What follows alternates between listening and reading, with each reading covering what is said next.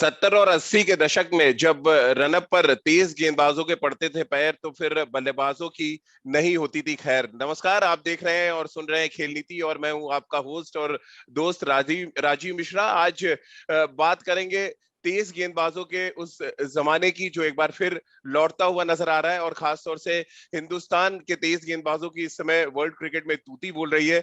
क्या 70, 80 और 90 का दशक वापस लौट रहा है? क्या एक बार फिर तेज गेंदबाज वर्ल्ड क्रिकेट को डोमिनेट करते नजर आएंगे? इन सभी मुद्दों पे बहुत डिटेल में बातचीत करेंगे। हमारे साथ पूर्व क्रिकेटर सबा करीम हैं, जो विकेट कीपिंग करते थे अपने जमाने में।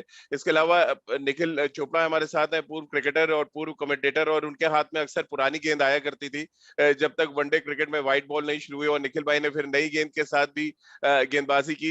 लेकिन सबा भाई, अगर हम 70 और 80 के दशक की बात से शुरुआत करें, एक तरफ जब रनअप पे Michael holding, Andy Roberts, Garner या मेलकम मार्शल भागते थे, तो दूसरी तरफ हिंदुस्तान में बिशन सिंह बेदी, भगवत चंद्रशेखर और इरापल्ली प्रसन्ना या वेंकट राघवन के हाथ में गेंद होती थी।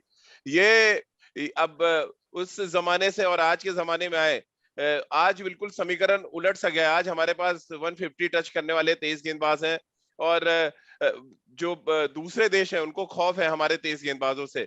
कैसे आप देखते हैं इस बदलते समीकरण को? और शायद समय का पहिया इसी को कहते हैं कि समय का पहिया घूमता है। अलग अलग देशों में फैक्ट्री तो हमने देखी फास्ट बॉलिंग की, ये फास्ट बॉलिंग की फैक्ट्री अचानक जो हिंदुस्तान शिफ्ट हुई है साल 2018 के बाद, कैसे आप देखते हैं इसको? मुझे तो ये लगता है राजीव, उस समय में भी जब जी बेदी, प्रसन्ना, वेंकट राघवन, बिशन सिंह बेदी, चंद्रशेखर, ये सारे हमारे पास जो शानदार स्पिनर्स थे, उस समय भी हमारे पास यंग पेस बॉलर्स थे।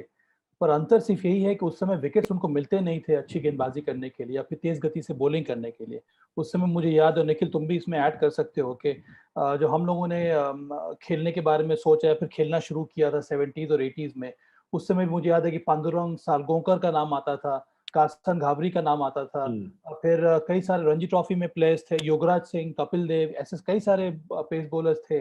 पर अगर आप युवा पेस बॉलर्स को विकेट देंगे नहीं भारतीय कंडीशंस में, ग्रीन टॉप देंगे नहीं, कंडीशन उनके मुताबिक देंगे नहीं, तो फिर नए पेस बॉलर निकल कर आएंगे नहीं। अच्छी बात यह है कि पिछले, मुझे लगता है कि एक दशक में बहुत बड़ा अंतर आया है डोमेस्टिक क्रिकेट में, और ये सबसे जी बड़ा अंतर यही है कि यहाँ पर जो विकेट सब मिल रहे हैं राजीव, वो ज्यादा कंड्यूसिव है पेस बॉलिंग के लिए।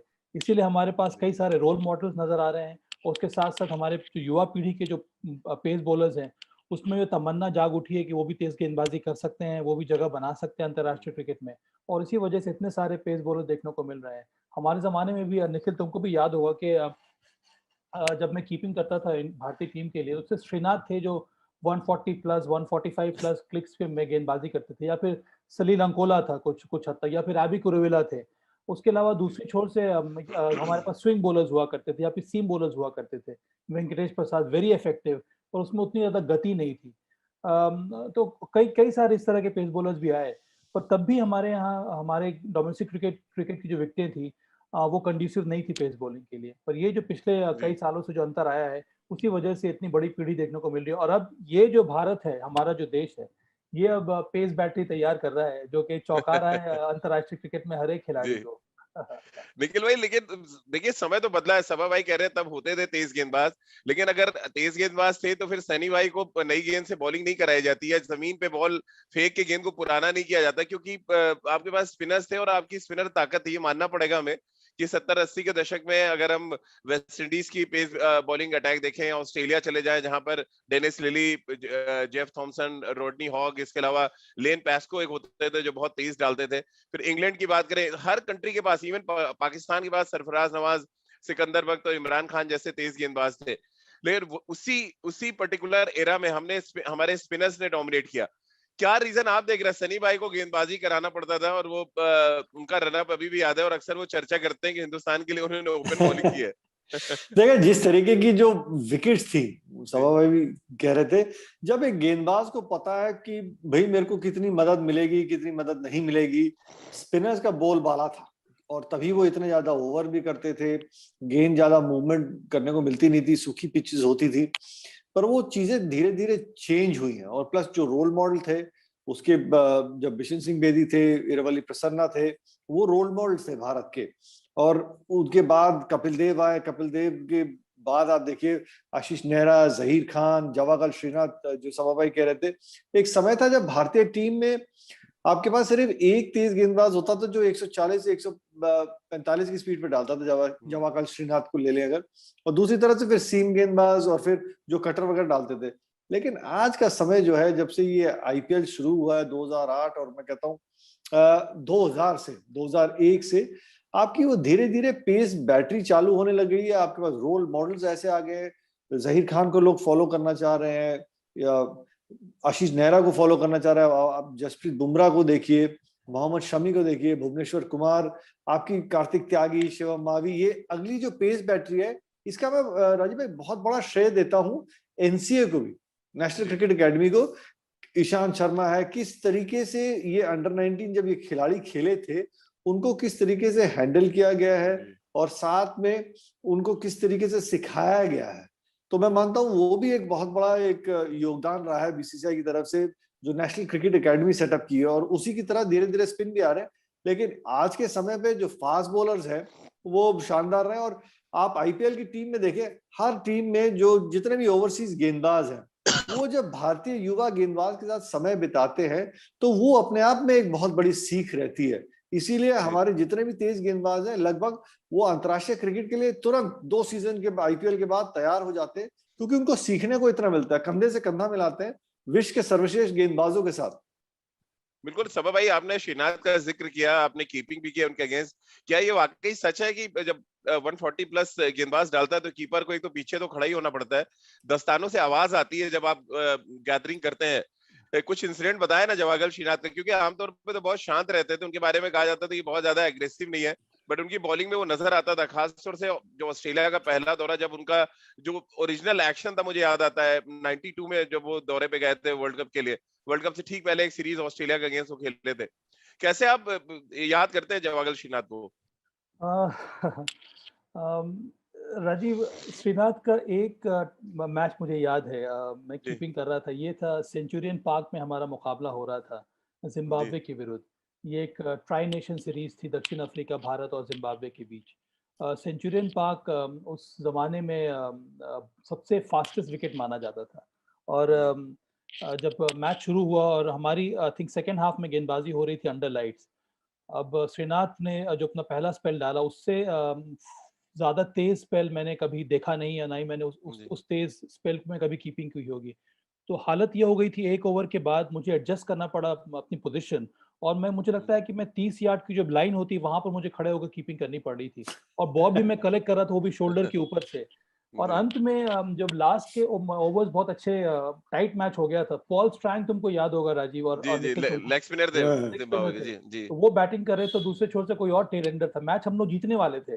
पर अब हालत ये हो गई कि श्रीनाथ जो भी शॉर्ट बॉल डाले, वो मैं ऊपर कंधों के पकड़ूं और वो एक रन भाग जाए। तो सब लोग कह रहे थे कि अरे भाई आगे आ जाए, ऐसे आगे आओ तो चार रन निकल जाएगा बाई का। जी तो मैं वो राजीव गति भाई उस समय श्रीनाथ की, जी मुझे लगता है कि वो बड़ा ही शानदार, पर मुझे लगता है कि श्रीनाथ का रोल अब हम लोग को ज्यादा देखने को मिल रहा है, क्योंकि जी श्रीनाथ एक तरह से टॉर्च बियरर थे, out and out fast fast bowling है। जो जी भूमिका है उन्होंने मुझे लगता है कि शुरू की। और उसके बाद कई सारे पेस बॉलर्स आए, आशीष नेहरा, जहीर खान, अजीत आगरकर, इस तरह के कई सारे जो पेस बॉलर्स की जो पीढ़ी है, मुझे जी लगता है कि उसमें श्रीनाथ का बहुत बड़ा योगदान रहा है। उस समय जी डेविड जॉनसन भी आए थे, ज्यादा मैचेस वो खेल नहीं पाए, उसमें भी गति बहुत ज्यादा थी। तो इस तरह के आपके पास एक जो रोल मॉडल्स निकल कर आते हैं, उससे बहुत ज्यादा लाभ मिलता है। और मैं जी निखिल की बात पर ऐड करना चाहूंगा राजीव के, अंडर 19 सेटअप का बहुत ज्यादा महत्व है। जी अंडर 19 जब से ये ऑर्गेनाइज तरीके से विश्व कप होने लगा है हर 2 साल 3 साल के बाद, तब से बीसीसीआई को ये लगने लगा कि हमें जूनियर लेवल में भी इन्वेस्ट करना होगा, जूनियर की जो टीम हमें अच्छी बनानी होगी। वहां पर भी बाहर जाकर विश्व कप जीतने का महत्व बहुत ज्यादा होता है, क्योंकि वहां से कई सारे प्लेयर्स आने वाले समय में आकर भारतीय टीम के लिए खेलते हैं। तो वो इन्वेस्टमेंट शुरू हुआ है पेस बॉलर्स में, क्योंकि कई सारे जो मुकाबले हुए हैं विश्व कप के, वो बाहर हुए हैं। वहां जी पे बहुत जरूरी था कि आपके टीम में कम से कम, आपके स्क्वाड में कम से कम 4 या 5 पेस बॉलर्स होने चाहिए। उसमें से कम आपके पास 3 पेस बॉलर्स होने चाहिए जो 11 में खेलें। तो इसका बहुत बड़ा फायदा मिला है, ना ही केवल नेशनल टीम को, पर उसके साथ साथ स्टेट एसोसिएशन में भी। और जी एक और बात मैं ऐड करना चाह रहा हूँ राजीव यहाँ पे, कि विकेट का अंतर बहुत ज्यादा होता है। हमारे जमाने में मुझे याद है, जो हम लोग को विकेट मिलती थी खेलने के लिए, वो जनरली टर्निंग ट्रैक्स होती थी या फिर पार्टर विकेट्स होते थे। उसमें आपकी प्लेइंग जो कॉम्बिनेशन होता था वो मैक्सिमम 2 सीमर या फिर 2 सीमर 2 स्पिनर या फिर 1 सीमर और 3 स्पिनर खेला करते थे। इस तरह के कॉम्बिनेशन के साथ आप खेलते थे। उस समय उतनी आवश्यकता नहीं थी कि आप पेस बॉलर्स को डेवलप करें। उसमें ज़रूरी ये था कि आप अच्छे स्पिनर्स को अपने टीम में रखें। अब ये बहुत बड़ा परिवर्तन आ गया। आप हर एक टीम में स्टेट की टीम देखें, चाहे वो रणजी ट्रॉफी हो, जूनियर हो या फिर अंडर 16 हो, हर टीम में कम से कम 3 पेस बॉलर 11 में खेलता है, क्योंकि विकेट उस प्रकार के बन रहे हैं। तो आपको ज़्यादा बड़ा पूल होना चाहिए पेस बॉलर्स का, तभी तो उनमें से चुनकर आप 3 या 4 पेस बॉलर्स को खिला सकते हैं 11 में। बिल्कुल निखिल भाई, कुछ आप कह रहे थे और कुछ बताना चाह रहे थे। नहीं, मैं आपको यही कि जिस तरीके से सभा भाई जवागल श्रीनाथ की बात कर रहे थे, तो 99 में हम लोग भारत और ऑस्ट्रेलिया के बीच में एक दिवसीय मैच खेल रहे थे और मीठी मीठी बारिश हो गई थी और विकेट पे ना हल्का हल्का गीला हो गया था। हम लोग 125 पे राजीव भाई ऑल आउट हो गए थे जी। वो मैं तीसरी स्लिप में खड़ा था।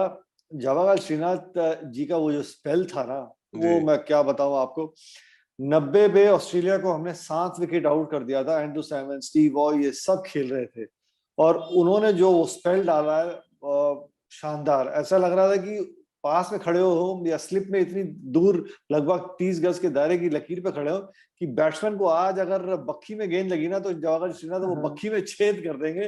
वो इस तरीके से वो स्पेल डाला था उन्होंने, अद्भुत था। और फिर वो मुझे याद है हम लोग फिर उसके बाद शारजाह में खेल रहे थे और सभा भाई को भी याद होगा उस समय ना वो पावर प्ले में 2 खिलाड़ी 30 यार्ड के दायरे के अंदर तो होते थे और प्लस एक और लाइन होती थी अंदर कि आप वो 15 गज का शायद लकीर होती थी। तो स्लिप में तो आदमी खड़ा हो जाता था। अब श्रीनाथ जी को सनत जयसूर्या के सामने एक गली में भी खिलाड़ी चाहिए होता था, तो अमूमन गली में मैं खड़ा होता था। मैं धीरे धीरे उस लकीर के एकदम आखिरी बिंदु की तरफ जाके ना स्लिप की तरफ की चौथी पांचवी स्लिप में थोड़ा सा पीछे हो जाऊं। कहते नहीं नहीं बाहर आओ, आ गया। मैंने कहा वो कट क्या बैट लगाएगा, दिखेगा नहीं, मत्थे में बॉल लगेगी, कहाँ कह रहे हो इधर आओ। वो मुझे लगता है निखिल कि पीक था श्रीनाथ का 95 से लेकर करीब 2000 तक, 2001 तक बेहतरीन फॉर्म में बेहतरीन गति के साथ श्रीनाथ ने गेंदबाजी की थी और दोनों फॉर्मेट खेलते थे श्रीनाथ उस समय, टेस्ट मैचेस भी और सभा भाई उनके नाम पे रिकॉर्ड है आज भी 300 फास्टेस्ट वनडे क्रिकेट में विकेट लेने का। अभी तक कोई भी फास्ट बॉलर नहीं ले पाया है। राजीव, और एक और बात मैं कहना चाहूंगा कि कपिल पाजी के बारे में हम लोग सबों को हमने देखा भी है और इतनी हम लोग ने उनके बारे में सुना है। मुझे लगता है उनका रोल बहुत ही अलग था।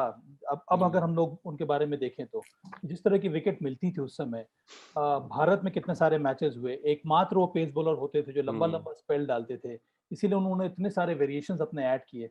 पर दाद इस तरह से उनको देनी होगी कि इतने ड्राई विकेट्स पे भी पूरा बैक बेंड करके उन्होंने गेंदबाजी की। बहुत सारे पेस बॉलर्स उनके जो जो जो कंटेम्पररीज थे वो उतने लंबे समय तक खेल नहीं पाए, पर एकमात्र कपिल पाजी थे जिनका इतना लंबा करियर रहा है, क्योंकि इतने खराब विकेटों पे भी, इतने स्पिनिंग ट्रैक पे भी वो एकमात्र ऐसे बॉलर थे जो लगातार लगे रहते थे। तो मुझे लगता है कि उनसे बहुत कुछ सीखने को मिला है यंग पेस बॉलर्स को, और उनके एफर्ट को देखकर ही मुझे लगता है कि इतना इतना बड़ा जनरेशन हमारा तैयार हुआ है पेस बॉलर्स का।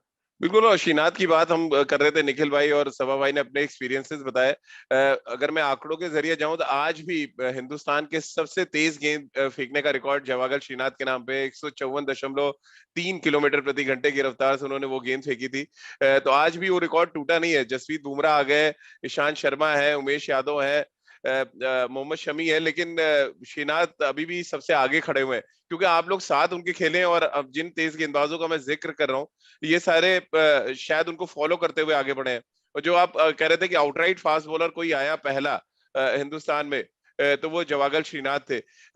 कैसे आप देख रहे हैं 90 के दशक में भी आए कुछ फास्ट बॉलर्स चले गए, एक तरफ से श्रीनाथ खड़े रहे, उनको वर्ल्ड कप के लिए बुलाया था दादा ने, मुझे याद है, रिक्वेस्ट करके, जब उन्होंने कहा कि नहीं मैं आगे अब नहीं खेलना चाहता इंटरनेशनल क्रिकेट, और उन्होंने प्रूव भी किया था उस टूर्नामेंट में। सबसे ज्यादा विकेटें थी उनकी, हालांकि फाइनल में भारतीय टीम सक्सेसफुल नहीं हुई थी, लेकिन ओवरऑल अगर देखें तो उनको साथी मिले। सवाई जैसे आप कह रहे कि एक ओवर आप करते थे बाउंड्री से तो अगली शायद विकेट से चिपकना पड़े, ऐसे फास्ट बॉलर भी आए कि आप विकेट से चिपक कर गेंदबाजी करें। आज के दौर में ऐसा नहीं, आज के दोनों एंड से ऐसा है कि आपको 30 यार्ड के सर्कल भी खड़ा होना पड़ेगा। क्या ये एक बड़ा डिफरेंस आया है और इसीलिए हम कह रहे हैं कि हिंदुस्तान की जो पेस बॉलिंग फैक्ट्री है वो शिफ्ट हुई है हिंदुस्तान में? हाँ हाँ राजीव, बहुत ज़रूरी होता है कि आपके टीम में ग्रुप ऑफ पेस बॉलर्स हो, तभी आप एक दूसरे से बहुत कुछ सीखते हैं, एक हेल्दी कंपटीशन होता है स्पोर्ट्स के लिए, और तभी आप एक अच्छी यूनिट बनाते हैं। और सबसे बड़ी बात है, तभी आप बाहर जाकर जीतना शुरू कर देते हैं। तो उससे मैनेजमेंट बहुत ज़्यादा इनकरेज हो जाता है, कप्तान बहुत ज़्यादा इनकरेज हो जाता है, और वो ट्राई करता है उसी प्रकार से बॉलिंग कॉम्बिनेशन या फिर पेस बॉलर्स को डेवलप करना। क्लाइव लॉयड का एक ज़माना था जब उन्होंने एक टेस्ट मैच हारने के बाद ये निश्चय किया था कि हमारे पास अब सिर्फ पेस बॉलर्स ही होंगे, और वहाँ से वो एक बहुत बड़ा परिवर्तन देखने को मिला था वेस्ट इंडीज क्रिकेट में। कुछ वही दो हाल रहा दो है, दशक राज किया वेस्ट 2 इंडीज ने। दशक राज किया, तो जी। वही हाल रहा है भारतीय क्रिकेट का भी। मुझे लगता है कि सौरव बहुत जल्दी ये समझ गया था एक कप्तान के रूप में कि उनको बाहर जीतने के लिए बहुत ज़रूरी है कि उनके पास एक बैटरी होनी चाहिए पेस बॉलर्स की, और इसी वजह से सौरव ने बहुत ज़्यादा इन्वेस्ट किया एक अच्छे कॉम्बिनेशन की तलाश में। जब सौरव गांगुली कप्तान बनकर आए थे, तब उस समय वेंकटेश प्रसाद थे, श्रीनाथ थे, पर उन्होंने इन्वेस्ट किया आशीष नेहरा पर, ज़हीर खान पर, अजीत आगरकर पर। तो जी। ये 4 या 5 पेस बॉलर्स ने काफ़ी लंबे समय तक सर्व किया भारतीय क्रिकेट को, और इसी वजह से वहाँ पर जो ग्राफ है भारतीय क्रिकेट का, टेस्ट मैचेस में भी और एक दिवसीय क्रिकेट में भी धीरे-धीरे बढ़ता ही चला गया। मुझे लगता है बहुत ज़्यादा श्रेय जाता है ऑर्गेनाइजेशन ऑर्गेनाइजेशन को तो जाता ही है, तो बहुत बड़ा श्रेय जाता है कप्तान को कि उसकी मानसिकता क्या है, उसका विज़न जी। क्या है, वो किस तरह की टीम को डेवलप करना चाह रहा है। मुझे लगता है कि इसमें सौरव गांगुली का भी बहुत बड़ा हाथ रहा है, जिस तरह से उन्होंने यंग पेस बॉलर्स को प्रमोट किया, सपोर्ट किया, जी। और जो एक्सपीरियंस पेस बॉलर्स हैं, उनको अपनी जगह दी, उनको इज़्ज़त बख्शी। इसी वजह से वो भी स्पेल काफ़ी अच्छा रहा था भारतीय क्रिकेट जी। में। जैसे कि निखिल भाई, सभा भाई ने कहा कि हमेशा अगर आपके पूल ऑफ फास्ट बॉलर्स हैं तो फिर आपका जो डोमिनेशन है वो लंबे समय तक रहता है। और वो डोमिनेशन, जैसे कि वेस्ट इंडीज का जिक्र किया सभा भाई ने, उसी समय पे हमने देखा ऑस्ट्रेलिया के पास थॉमसन और लिली जैसे गेंदबाज आए उसी एरा में। फिर इंग्लैंड हम जाए तो Jon Snow, Bob Willis, Botham आए, जॉन लीवर आए उस समय। पाकिस्तान में सरफराज नवाज, इमरान खान, ये सभी उसी एरा में फास्ट बॉलर्स का एक ऐसा लग रहा था हर देश में होड़ सी लग गई है, ऐसे फास्ट बॉलर्स लाया जाए जो डोमिनेट करें और लंबे समय तक रहें। इमरान सरफराज की अगर हम बात करें, उन्होंने भी बहुत लंबे समय तक डोमिनेट किया। तो ये क्या आपको भी लगता है कि जब आपके पास पेयर होता है फास्ट बॉलर्स का, जैसे आज के दौर में शमी है हमारे पास, बुमराह है, जैसी थकते हैं ईशांत शर्मा, उमेश यादव, और सारे 140 प्लस वाले गेंदबाज हैं, ये दोनों एंड से जो कहते हैं आक्रमण करने की क्षमता जब बढ़ी है हिंदुस्तान की, तो उस वजह से भी डोमिनेशन बढ़ा। और ये डोमिनेशन इसीलिए हमने पहले भी देखा अलग अलग टीमों का। बड़ा फर्क पड़ता है, जी हाँ। और तभी आप टीम की सफलता भी देख रहे हैं कि भारतीय टीम डोमिनेट किस तरीके से कर रही है। 90s में होता था कि किस तरीके से आप ऑस्ट्रेलिया को हराएं, 80s में होता था कि किस तरीके से वेस्ट इंडीज को हराएं। आज के समय पे कहना गलत नहीं होगा कि हर टीम यही सोचती है कि भारतीय टीम को कैसे हराएं, और जी। उसका एक बहुत बड़ा कारण तेज बॉलिंग का डिपार्टमेंट रहा है। बैटिंग तो हमेशा अच्छी रही है, लेकिन बहुत फर्क रहता है। 144 से 140 की स्पीड से अधिक से आप दोनों तरफ से गेंदबाजी हो रही है, उसके बाद जो वन चेंज गेंदबाज भी आ रहा है वो भी लगभग 140 की स्पीड से डाल रहा हो। जैसे हम देखते थे कि ऑस्ट्रेलिया जाते थे, दक्षिण अफ्रीका जाते थे, कि भारतीय बल्लेबाज हवा में उड़ के खेल रहे होते थे, क्योंकि हमारी कहावत है कि टांगे उड़ जाती थी, टांगे चुकवा देते थे। लेकिन आज देखिए, भारतीय तेज गेंदबाज ऑस्ट्रेलियन बैट्समैन को, ऑस्ट्रेलिया उनके सरजमीन पर उनके कान पे बॉल मार रहे हैं, हेलमेट पे मार रहे हैं, यहाँ पे एक तरीके से इंटिमिडेट करके आउट कर रहे हैं। तो बड़ा फर्क पड़ता है, और टीम की सफलता का ये एक बहुत बड़ा एक रहस्य है भारतीय टीम का, किस तरीके से फास्ट बॉलिंग की डोमिनेशन रही है, और इसीलिए वो नर्सरी तैयार की जा रही है। अब आप युवा गेंदबाजों को देखिए, कार्तिक त्यागी, प्रसिद्ध कृष्णा, शिवम मावी, आवेश खान, ये आने वाली जो पीढ़ी है जो अगले खेलने जा रहे हैं। मोहम्मद सिराज को देखिए, अभी उन्होंने कितना बढ़िया प्रदर्शन किया है। तो खुशी इस बात की है कि वो एक चीज डोमिनेशन को बरकरार रखने के लिए आपके पास पूरी तरीके से वो असला भी तैयार हो रहा है। जी। तो निखिल भाई, क्या अच्छा लगता है अब आज हमारे फास्ट बॉलर्स हेलमेट पे मारते हैं, आपको पीछे बैकफुट पे ढकेल रहे हैं, आपकी रिब केज तोड़ रहे हैं? ये मतलब आप लोग के टाइम में ऐसा लग रहा होगा कि बदला ले रहे हैं हमारे फास्ट बॉलर्स, जिस तरह आप कह रहे हैं कि पैर हवा में होता था बैटिंग करते समय। क्योंकि वाकई उस समय जो जेन्युइन फास्ट बॉलर्स हमने देखे हो तो 70, 80 और 90 के दशक में वसीम वकार का एक एरा है जब वो खड़ा ही नहीं होने देते थे वो किसी को। तो वो खिला है उस एरा को आपने, शोएब अख्तर है उस एरा में, जिन्होंने वर्ल्ड क्रिकेट की सबसे फास्टेस्ट बॉल डाली है, और वो आज तक बरकरार है। 100 माइल्स पे उन्होंने गेंद डाला है। कैसे आप देखते हैं ये एक आंखों को बड़ा अच्छा लगता होगा अभी अगर आप देश के लिए खेलें और टूटी है राजीव हड्डी भाई, आपकी। बहुत मैं बता नहीं सकता, बहुत अच्छा लगता है कि आप किस तरीके से ओवरसीज बल्लेबाज जो पले बड़े हुए हैं तेज गेंदबाजी के ऊपर, जो शॉर्ट पिच गेंद अच्छा खेलते हैं, आप उनको बैकफुट पे धकेल के एक तरीके से डरा के आउट कर रहे हैं ना, वो देख के बड़ा मजा आता है कि किस तरीके से भारतीय युवा तेज गेंदबाज अब वो हावी हो रहे हैं, वो इंटिमिडेट कर रहे हैं, वो उन्होंने एक अपना पूरा दबदबा बना के रखा हुआ है। यही तो देखने में मजा आता है। और आप देखिए, तेज गेंदबाज या बॉलिंग डिपार्टमेंट आपको मुकाबले जिताता है। बैटिंग हमेशा मजबूत रही है। टेस्ट मैचेस में आपको 20 विकेट चटकाने, अगर टीम अच्छा नहीं भी करती 200-250 पे, पर आपके पास वो आज दमखम है कि आप दूसरी टीम को भी आप 200-250 पे आउट कर सकते हैं। और उसका बहुत बड़ा श्रेय जाता है कि हमारी वो किस तरीके से पूरी पेस बॉलिंग का कॉम्बिनेशन स्पिन के साथ मिलके वो किस तरीके से विकेट चटका रहे हैं। तो पेस बॉलिंग डिपार्टमेंट बहुत जरूरी है। बिल्कुल सबा भाई, इसी को ऐड कर दूं अगर मैं आगे, 2018 के बाद से हमने डोमिनेशन देखा हिंदुस्तान के फास्ट बॉलर्स का। और मजे की बात, हमने साउथ अफ्रीका को जाके साउथ अफ्रीका में हमने टेस्ट मैचेस जीते, इंग्लैंड में हमने टेस्ट मैच जीता, और ऑस्ट्रेलिया को तो 2 बार हम टेस्ट सीरीज हरा चुके हैं ऑस्ट्रेलिया में जाके।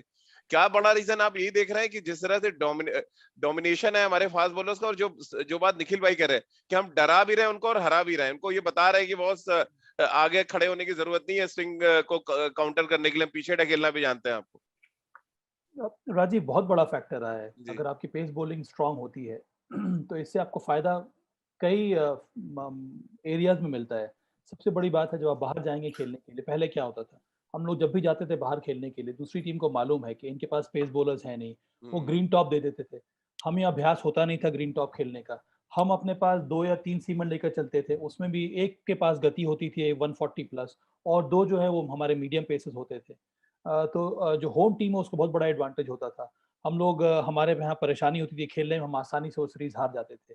अब जब हम जाते हैं बाहर खेलने, इनको पता है कि भारतीय टीम के पास भी 4 या 5 पेस बॉलर्स हैं जिनके पास गति है, आप उस तरह के विकेट बना नहीं सकते हैं, तो लॉपसाइडेड विकेट्स बनते नहीं है, वन डायमेंशनल विकेट्स अब बनते नहीं है। अब जो विकेट्स बन रहे हैं, जो बाहर मिल रहे हैं ओवरसीज कंडीशंस में, वो ट्रू विकेट है, क्योंकि उनको मालूम है कि अगर आपने ग्रीन टॉप बना दिया तो उनके खुद की परेशानी बढ़ जाएगी। और राजीव, एक हाँ बताओ। सवाई में इसी से ऐड करते हुए एक सवाल मेरे जहन में आ रहा था कि आप लोग जब जाते थे, ये कहानी सच है कि प्रैक्टिस विकेट, जो पहला मैच प्रैक्टिस विकेट का देते थे, वो ग्रीन टॉप दे देते थे ताकि प्रैक्टिस मैच में ही आप लोग को इस बात के संकेत दे दें कि हमारे जो डोमेस्टिक बॉलर्स है आपको कितना तंग कर सकते हैं, तो फिर आप जब क्वालिटी बॉलर्स खेलेंगे तो क्या होगा? ये सच है कि ऐसी विकेटें दी जाती थी तब शुरू में? नहीं, हमने जो 2-3 दौरा किया उसमें तो ऐसा नहीं था। हम लोग दक्षिण अफ्रीका में पहला मैच खेले थे पोर्ट एलिजाबेथ में, वहां पर एक बहुत ही पाटा सा विकेट था। पर प्रॉब्लम ये होती थी राजीव के, वहां पर जो प्रैक्टिस विकेट्स मिलते थे वो अच्छे नहीं होते थे, तो आप उस तरह से प्रैक्टिस भी नहीं कर पा रहे हैं, और नेट बॉलर्स की हमेशा से परेशानी रही है। मैं अपनी बात को फिर से आगे ले जाना चाहता हूँ यहाँ पे राजीव के। कई लोगों को इस बारे में एहसास नहीं है कि जब से हमारे यहाँ अच्छे विकेट्स बननी शुरू हुई हैं भारत में, जहाँ पे पेस बॉलर्स को मदद मिलती है, उससे भारतीय जो डोमेस्टिक क्रिकेटर्स हैं उनके बल्लेबाजों को भी बहुत ज्यादा फायदा मिला है। क्योंकि अगर आपके विकेट्स अच्छी हैं, ट्रू विकेट्स है, जहाँ पर बाउंस है, जहाँ पर मूवमेंट है, वहां पर आपको बल्लेबाजी करने के लिए आपकी तकनीक सही होनी चाहिए, आपके बेसिक सही होना चाहिए, तभी आप ऊपर जाकर आप रन बनाएंगे, तभी आप कठिन विकेटों में भी रन बनाएंगे, चैलेंजिंग कंडीशंस में आप रन बनाएंगे, क्योंकि आपका बेस बहुत ज्यादा स्ट्रांग हो रहा है, तभी आप स्पिनिंग ट्रैक पे भी रन बना सकते हैं। तो मुझे लगता है इसका लाभ जो है वो भारतीय बल्लेबाजों को भी मिला है, और इसी वजह से अभी अभी हम जो जाते हैं बाहर खेलने के लिए, ओवरसीज कंडीशन हमें अगर टफ भी मिल जाते हैं, तब भी हमारे पास बल्लेबाज हैं जो उन कंडीशन को कोप कर सकते हैं, वो जल्दी एक्लिमेटाइज कर लेते हैं, क्योंकि वहां पर कई बार खेलने का फायदा मिला है। एक तो इंडिया ए के बारे में हम लोग बात कर सकते हैं आगे भी। इंडिया ए का जो एक्सपोजर टूर्स रहा है, उसका फायदा बहुत ज्यादा मिला है भारतीय क्रिकेट स्ट्रक्चर को। बिल्कुल, स्पीड वर्सेस स्किल पे भी आगे बात करेंगे कि स्किल होना कितना जरूरी है। अगर स्पीड है और स्किल नहीं है तो फिर क्या आप सक्सेसफुल हो पाएंगे, इस पे आगे बात करेंगे। लेकिन उससे पहले आप दोनों के एक एक्सपीरियंस मैं जानना चाहता हूं, क्योंकि आप दोनों उस एरा में खेले जो लीथल फास्ट बॉलर्स का एरा था। निखिल भाई, शुरू में आपसे ही करता हूँ, कोई एक फास्ट बॉलर का इंसिडेंट बताइए जिसके बारे में ड्रेसिंग रूम में बहुत ज्यादा चर्चा होती है और उसको खेलने के लिए लोग परहेज कर रहे हो। खेलना तो पड़ेगा, परहेज कर रहे हो लेकिन।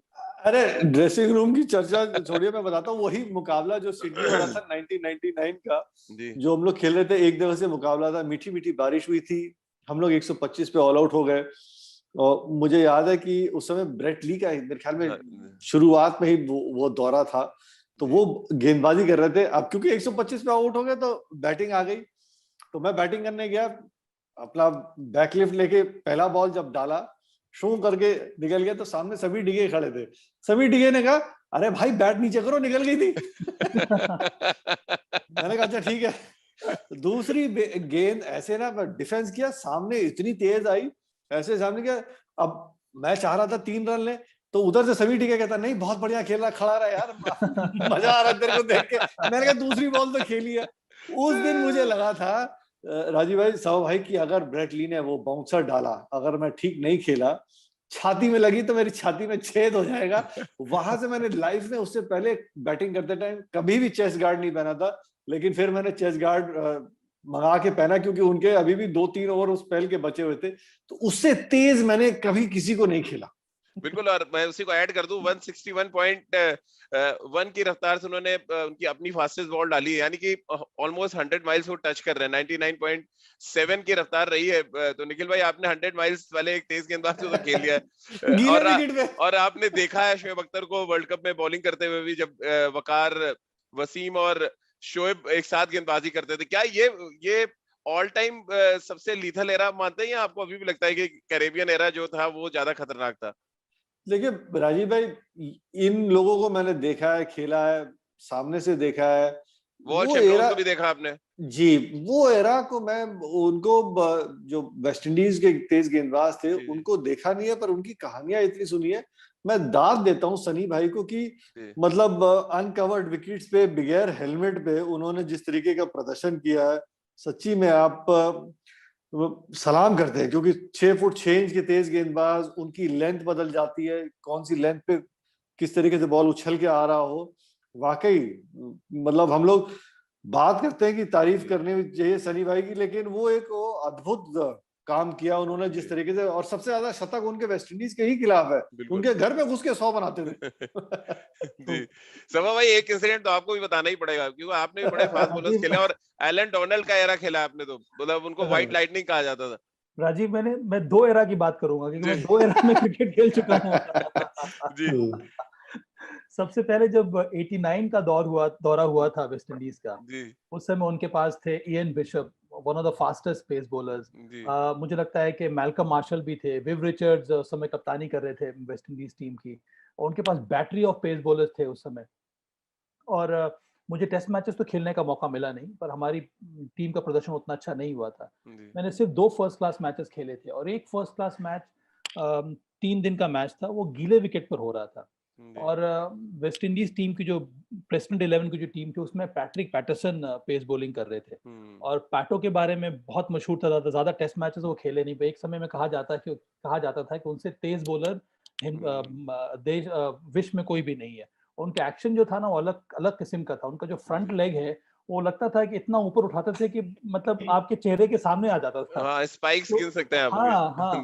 तो मुझे याद है कि मैं जब बैटिंग करने गया नंबर 7 या नंबर 8 पर, तो मेरे सामने कपिल पाजी बैटिंग कर रहे थे, वो जल्दी आउट हो गए।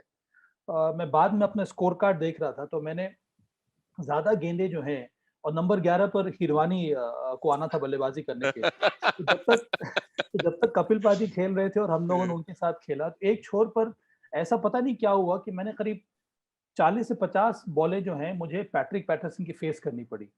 और ये 89 की बात है, हेलमेट तो मैंने डाल लिया था, पर 89 की बात है। और 40-50 गेंदों में ना, पता नहीं क्यों मैंने सारी गेंदें पैट्रिक पैटरसन की खेली थी उसमें। अब आउट होने का चांस तो बना नहीं, क्योंकि मेरे सर के ऊपर सारी बॉल निकल गई। अब मुझे याद है कि मैंने 3 या 4 गेंदें सिर्फ अपने बल्ले से खेली होगी, सब या तो सर के ऊपर से निकल जाए या फिर डाउन द लेग साइड या ऑफ स्टंप के बाद। मैंने कहा मैं कर क्या रहा हूँ। और जैसे ही कपिल पाजी आउट हुए, तो हीरू को आना था बैटिंग करने के, क्योंकि गीला था, तो पाजी चाहते नहीं थे, कपिल पाजी उस मैच में कप्तानी कर रहे थे, वो नहीं चाह रहे थे कि हीरू इंजर्ड हो जाए, तो उन्होंने 9th विकेट पे ही डिक्लेयर कर दिया। तो मैं नॉट आउट होकर 3 या 4 रन बनाकर मैं वापस चला गया। 60 बॉलें खेली, उसमें खेलने का मतलब मैंने 3-4 ही गेंदें खेली होंगी।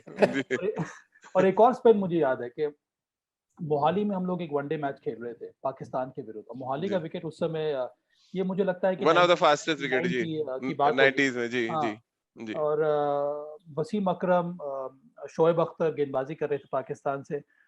ये डे नाइट मैच था, हम लोगों ने पहले बैटिंग की थी, और पता नहीं ऐसा क्यों होता था कि जब भी पाकिस्तान के खिलाफ मुकाबला हो, तो मुझे हमेशा ओपन करने के लिए भेज दिया जाता।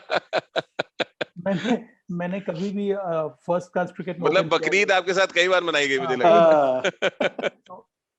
एक तरफ से सौरभ और दूसरी तरफ से हम लोग चले गए बैटिंग करने के लिए, ओपन करने के लिए। और शोएब अख्तर, मुझे लगता है वो फेज में ना सबसे तेज गेंदबाजी वो करते थे। वो जो स्पेल मैंने खेला था शोएब अख्तर का, पहले ही ओवर में सौरभ गांगुली को ये रिब्स में बॉल लगी, वो इंजर्ड होकर बाहर चले गए। और फिर पता नहीं नंबर 3 पे कोई और आया होगा खेलने के लिए। मैंने गेंदें तो काफी खेली, रन बहुत कम बनाए, क्योंकि स्पीड को हम लोग समझ ही नहीं पा रहे। तो शोएब अख्तर का जी मुझे लगता है वो सबसे ज्यादा फास्टेस्ट स्पेल मैंने खेला होगा।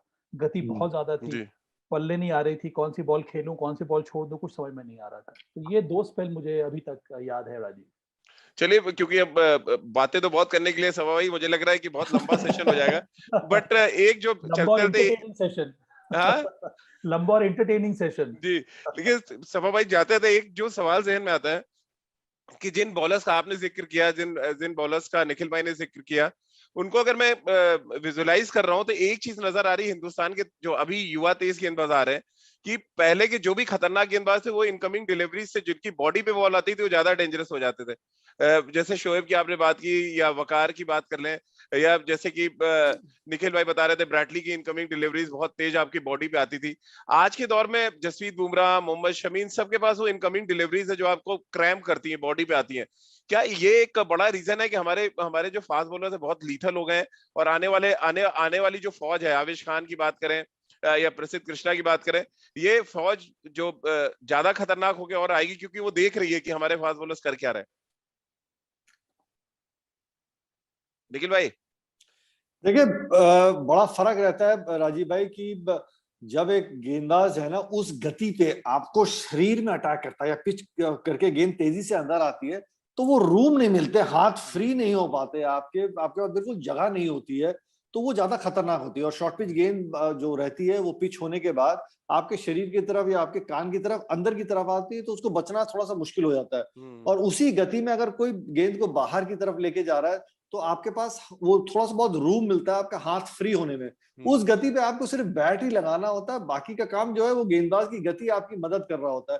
तो मैं मानता हूं कि अंदर आती हुई गेंद उस गति पे वो ज्यादा खतरनाक और ज्यादा कारगर साबित होती है। जी बिल्कुल। और सभा भाई इसीलिए आउटस्विंग बॉलर्स इतने लीथल नजर नहीं आए। आउटस्विंग बड़े अच्छे अच्छे हुए, लेकिन वो 130-35 वाले रहे।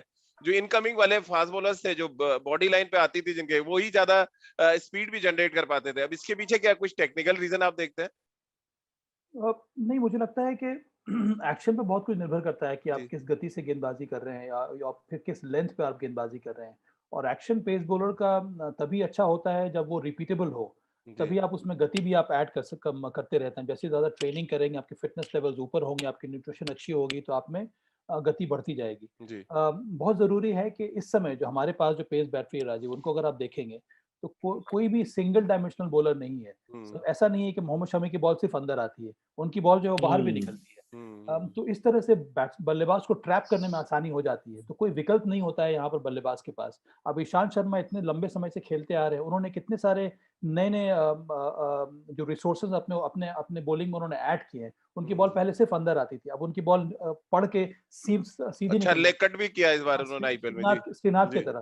तो मुझे जी लगता है कि ये वेरिएशंस की वजह से ही जो कॉम्बिनेशन है टीम का वो अच्छा हो जाता है, जो कॉम्बिनेशन है पेस बॉलर्स का अच्छा हो जाता है। और एक और बात बहुत ज़रूरी है यहाँ पे जी राजीव, एक टीम में बैलेंस अटैक होना बहुत ज़रूरी है। इस समय हमें भारतीय क्रिकेट सीन में तलाश करनी होगी स्विंग बॉलर्स की। जी अगर हम ओवरऑल देखें तो यहाँ पर हमारे पास भुवनेश्वर कुमार और दीपक चाहर हैं। इसीलिए अगर आप देखेंगे तो इस समय ज़्यादा इन्वेस्टमेंट हो रहा है लेफ्ट आर्म सीमर्स में, क्योंकि जी लेफ्ट आर्म सीमर्स जो जेन्युइन स्विंग बॉलर्स हैं। जी उससे आपको लाभ बहुत ज़्यादा मिलता है। तो इस तरह का बैलेंस अटैक बनाना बहुत ज़्यादा ज़रूरी है। पर जी हाँ, मैं मानता हूँ अगर आप उस गति अगर आप डिग कर रहे हैं, तो हटना खेलना बड़ा कठिन हो जाता है, क्योंकि हट पाते नहीं, आपके पास समय होता नहीं है। चलिए, बहुत बहुत शुक्रिया सभा भाई आपका और निखिल भाई आपका। और एक दिन एक सेशन रखेंगे कि कौन सा एरा सबसे खतरनाक था, वो 70s 80s और 90s में, जहां पे आप लोग भी खेले 80s और 90s में। तब उसमें जरा डिटेल में डिस्कशन हो पाएगा सारे फास्ट बॉलर्स के बारे में। तो निखिल भाई अपनी आप सोशल हैंडल के बारे में बताएं हमारे दर्शकों को, ताकि वो अपने सवाल भेज सकें।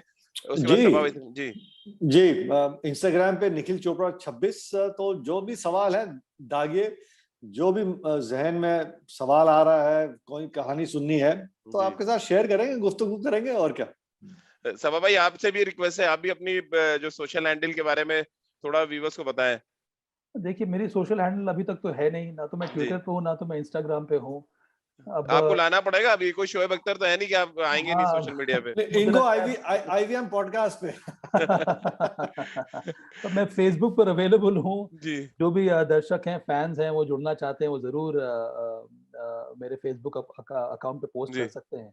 चलिए, बहुत बहुत शुक्रिया आप सभी का हमारे साथ जुड़ने के लिए। तो खेल नीति का हर एपिसोड आप रोज सुन सकते हैं और देख भी सकते हैं आईवीएम के यूट्यूब चैनल पर और आईवीएम पॉडकास्ट के फेसबुक पेज पे। इसके अलावा खेल नीति का हर एपिसोड आप सुन सकते हैं ivmpodcast.com पर। इसके अलावा गाना, स्पॉटिफाई, गूगल पॉडकास्ट या आईवीएम के अन पॉडकास्ट पर। आप सभी का बहुत बहुत शुक्रिया हमारे साथ जुड़ने के लिए। IVM